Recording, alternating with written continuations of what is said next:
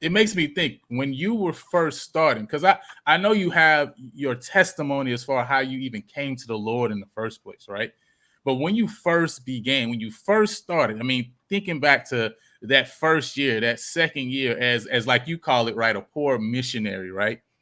Did you ever think or ever consider that you would be in a position where years later you would be speaking to those who are wealthy and have an influence with them because of the business side of things? Is that something that you ever thought about, or that ever occurred to you back in those days?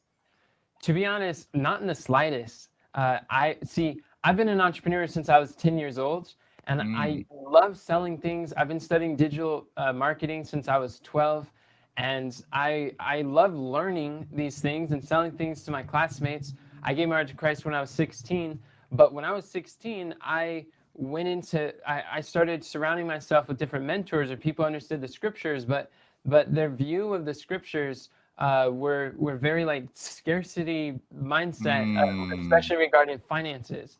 My poor missionary mentors, they believe business was bad, and selling is wrong. Is something you do to someone. I believe it's something you do for someone, and mm. that wealth is wickedness, poverty is piety. They didn't really say it in those terms, but it Right. was kind of like a insinuated kind of statements. It's always like there's this contrast between God. It's like I could just be like working at a gas station making a lot more money, but I choose to serve God. It's like I Mm-hmm. have to choose between my faith or my finances. Like they're always fighting each other. And Mm, so when I became a Christian and I got into full-time ministry when I was 17 years old, and I just stopped selling everything. I no longer did any business entrepreneurial stuff, but I used the skills of persuasion and selling to sell ideas or to teach concepts and to share this newfound joy. And I literally thought I was going to be a poor missionary for the rest of my life. I'm like, mm. I want to serve God. Like, I don't want to just like get distracted with all this other stuff. I want to just dedicate my life to serving Him. I'd be miserable doing anything other than sharing with others what God has shared with me.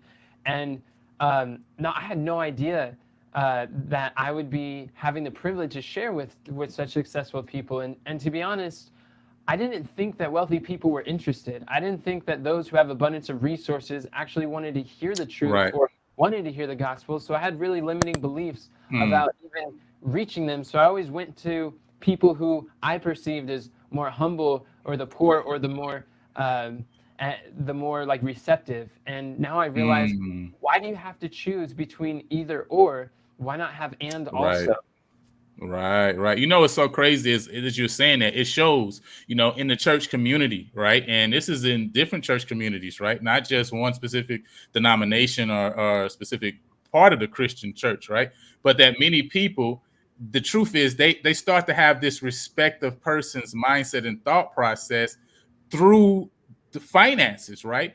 Through wealth versus poverty, right? And they start to, like you say, connect. Okay, this piety with poverty. They start to connect this pride is connected with wealth, and so those who are getting or gaining a little bit more resources, they're looked at it a certain way, even by the church members. Even those who are going out, like you say, as missionaries, right, would think, well, I think these people would be more receptive than those. And it shows how our view of wealth from the scriptures truly skews our actual ability to reach out to people as well. Thanks for watching the Lion and Lambo podcast. We hope this clip has been a huge blessing to you. And we want to remind you that we drop new videos, new podcast episodes every Sunday at 9 o'clock. You can find the full episode by clicking the card up at the top right of this video.